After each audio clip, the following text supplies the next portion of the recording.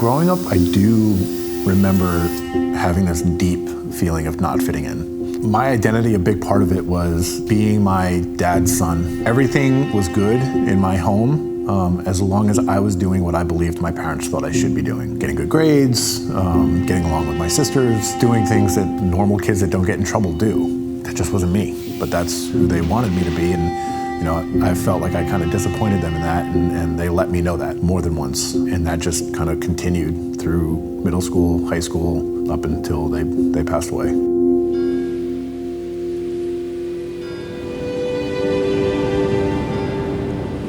November 17th, 2011, my dad had a brain aneurysm. I remember looking at him and then looking over at my mother and seeing a shell of a woman who I once knew to be the most beautiful woman I've ever known in my life. 4 months to the day, my mom passed away from alcohol and Valium, or some pills, we're still not sure. Whatever I thought my identity was in before was now gone.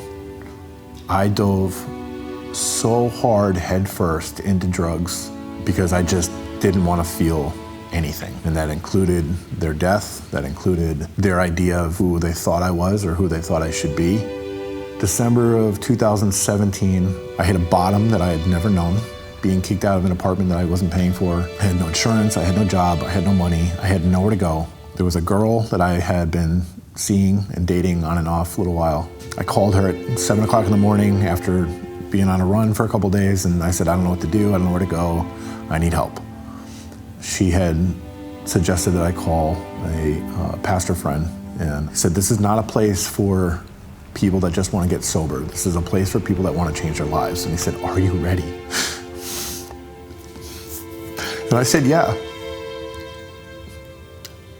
Not really knowing what that was going to entail or what that actually meant. I was in a bed by 4 o'clock that afternoon in Calvary House. 10 days after that, I gave my life to Christ.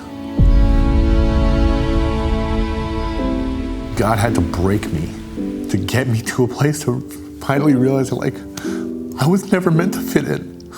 I wasn't made to fit into this world. I graduated the program. That girl that suggested I call, I married her that April. And about a month later, we found out we were having a little girl. I'm married to my best friend. We have 2 incredible daughters. I have a child that doesn't know me as a drug addict. I see her and I see the love of Christ. Pure, just full of life. I'm on a rotation with a couple guys, and Wednesday mornings we go to Calvary House and share Devo at 6 o'clock in the morning. I'm mentoring a guy who's currently in Calvary House, and I wake up today and I have a joy that I've never experienced in my whole life. I have been freed from bondage of self, and I have been freed for serving Christ.